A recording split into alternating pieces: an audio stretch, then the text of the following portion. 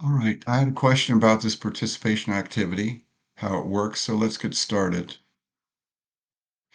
All right, first it tells us that wrench sizes are engraved on wrenches such as 1/2, 9/16, 5/8. That's what it's showing us. So let's see what it says next. All right, it says a person tries a 9/16 inch wrench on a bolt, but the wrench is too small. Which wrench is bigger, 1/2 or 5/8? Well, they look kind of similar size. It's not necessarily obvious which is the bigger one.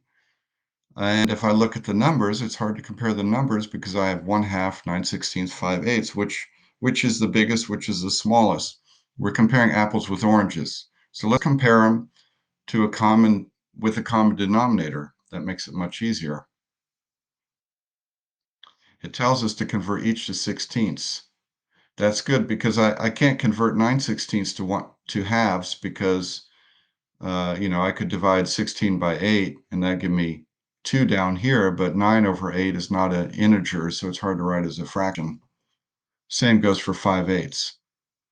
It's hard to convert to eighths also. I mean, I can convert 1/2 to eighths. I can multiply 4 over 4 to get 4/8 and compare with 5/8, but 9/16, again, I can't convert that to eighths because I have to divide the top and bottom by 2, and I'd have 4.5 over 8.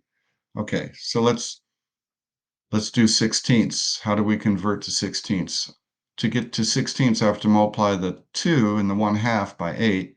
And to maintain the fraction, the ratio, I have to multiply the top by 8 to get 8/16.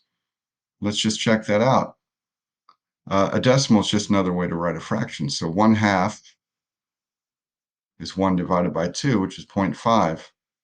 Well, 8 divided by 16 should be obvious. Is also 1/2, 0.5. They're the same fraction, just written in terms of a different denominator. Let's look at 5/8. 5 divided by 8, 0.625. 10 divided by 16, 0.625. I've maintained the same ratio. So 10/16 is really the same fraction as 5/8. Now I can compare these three much more easily. Now instead of comparing apples with oranges, I'm comparing apples with apples. All right, let's go to the next and final step.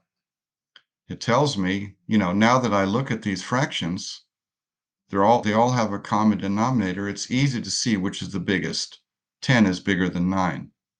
8 is smaller than 9. So I want to go with the 10/16 inch wrench. Okay. And that's how we make our choice, by converting to a common denominator.